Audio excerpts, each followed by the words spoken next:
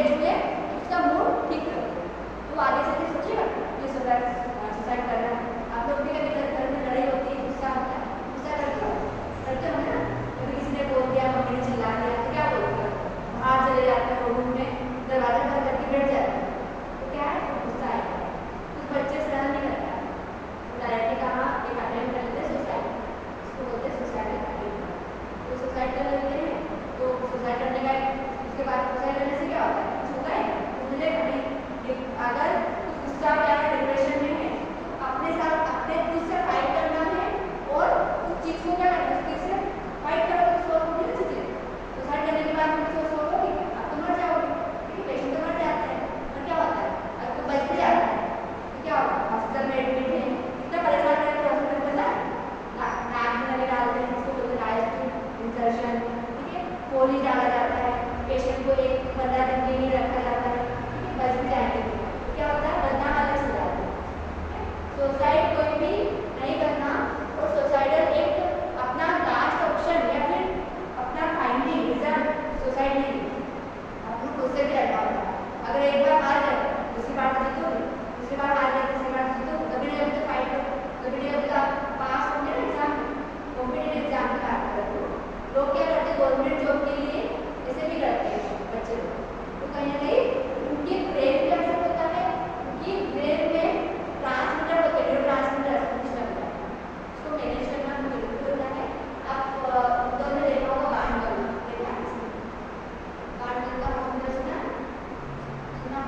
Mental hospital है, जो एक ही अपना एमपी में एक ही बड़ा मेंटल हॉस्पिटल है, जहाँ पे इंदौर में बाणगंगा, वहाँ पे आपको डिफरेंट पेशेंट मिलेंगे। कुछ ज़्यादा एक्टिविटी कर रहा है, कोई बैठा ही है तो कुछ अपना ही काम कर रहा है, कुछ पेशेंट रिकवर हो जाते हैं तो कुछ पेशेंट रिकवर होता है। ब्रेन तो ठीक है, पर कहाँ प्रॉब्लम आ रही है, न्यूरो ट्रांसमीटर, तो मेडिसिन देके इसको ठीक कर सकते कि ये ज़्यादा ऐसा लेवल बढ़ रहा है, इसको कंट्रोल करो, कि न्यूरो ट्रांसमीटर को कंट्रोल करके रखना चाहिए। उसके लिए बहुत सारी मेडिसिन चलती है, बहुत दिनों तक पेशेंट ठीक हो जाए, ठीक होकर फिर घर भी चले जाए, ठीक है। कुछ क्राइम वाले पेशेंट होते हैं, इसने क्राइम करके आ गए हैं और वो जेल में नहीं गए, पर वो कहाँ गए, मेंटल हॉस्पिटल, तो मेंटल हॉस्पिटल में आप मेंटली ठीक हो गए तो बाद में फिर जेल में भेज दिए, ऐसे वाले पेशेंट होते हैं, ठीक करके भेजा जाता है। एंड सेंट्रल नर्वस सिस्टम, आप यहाँ पे ब्रेन की पार्ट्स देख सकते हो, कि हमारा ब्रेन, अभी तक हमने क्या डिस्कस किया था, स्केलेटल सिस्टम, टेम्पोरल क्या था, पेराइटल कौन सी कौन थी, मिड ब्रेन क्या था, ऑक्सीपिटल क्या था, और यहाँ पे हम ब्रेन की बात कर रहे हैं। ब्रेन किसके समान होता है, चेस्टनट, अखरोट के समान होता है, ठीक है, आप लोग बीच में से तोड़ो, दो भाग अलग अलग हो जाते हैं, तो वैसे आपके ब्रेन के दो पार्ट होते हैं, लेफ्ट हेमिस्फीयर एंड एक राइट हेमिस्फीयर, ठीक है। आपके ये जो आपके मुझे सेल्फियर ऐसा होता है कि आप देखो किस तरीके से बना हुआ है इसका स्ट्रक्चर, अगर इसको मैं ओपन करूँ, ये आपने पूरे क्लासरूम को कवर कर देगा,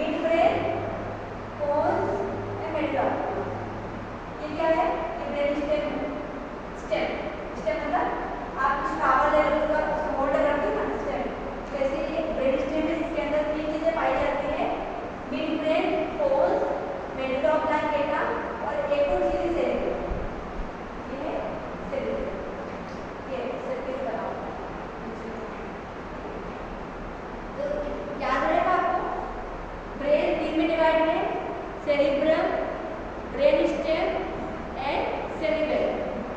सेरिब्रम में 4 होंगे, frontal, parietal, temporal, occipital. Okay, and brain stem में 3 चीजें हैं, mid brain, pons, medulla oblongata, this is brain stem और सेरिबेलम। याद रहेगा ये आपका, अगर आपको नाम याद होगा तो ब्रेन के नाम प्रोडक्टिव स्ट्रक्चर्स। अब हम बात करेंगे मेनिंजियस। मेनिंजियस क्या होता है? Outer covering of brain and spinal cord. ठीक है, जो ब्रेन और स्पाइनल कॉर्ड की कवरिंग होती है, ब्रेन एंड स्पाइनल कॉर्ड, ठीक है, उसकी जो कवरिंग है उसको क्या बोला जाता है? मेनिंजियस। मेनिंजियस ब्रेन स्पाइनल कॉर्ड की जो कवरिंग होती है उसको क्या बोला जाता है? मेनिंजियस। ठीक है, मेनिंजियस 3 प्रकार की होती है, dura mater, arachnoid mater and pia mater. ठीक, dura, arachnoid and pia. Dura is the outer most layer, dura is the outer most layer, arachnoid is the middle layer and pia mater is the inner layer. Pia mater में अगर चोट लगी patient बच नहीं सकता। पाया के अंदर होता है ब्रेन के कवरिंग है ना, तो ये पाया मेटल मतलब ये ब्रेन की कवरिंग है, तीनों ब्रेन की कवरिंग है। अगर पाया मेटल को क्रॉस कर लिया तो ब्रेन को चल गया, ब्रेन में इंजरी हो जाएगी ना। क्या होता है एक्सीडेंट में पाया मेटल को क्रॉस कर लेता है, क्या होता है अंदर तक चोट लगती है, इसलिए पेशेंट बच नहीं पाता। अंदर अगर चोट लगी ब्रेन में, ब्लीडिंग होगा, ब्लीडिंग के बाद में डेथ हो जाएगी, क्लोट हो जाएगा। तो कहाँ पे क्लोट होगा? स्मॉल स्मॉल वेसल्स, तो वहाँ पे क्लोट हुआ तो आपकी बॉडी काम नहीं करती है, बोलना मतलब ये हो गया कि बॉडी आपको काम नहीं करती, तो वो पाया मेटल को क्रॉस करता है। ड्यूरा मेटल है क्या होता है? उससे है आरेक्नोइड है, यानी पाया मेटल, यहाँ पे अंदर से ब्रेन देखेगा। तो ब्रेन स्पाइनल कॉर्ड की 3 कवरिंग होती है, बाहर की, मिडिल की एंड अंदर। इसी आगे तो बाहर क्या है? ड्यूरा है, आरेक्नोइड बीच में, पाया अंदर।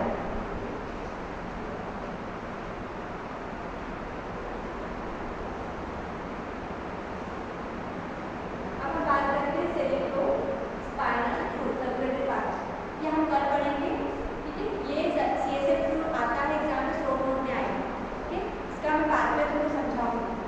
ये थोड़ा सा टफ लगेगा स्टार्टिंग में, पर आपको समझना जरूरी है।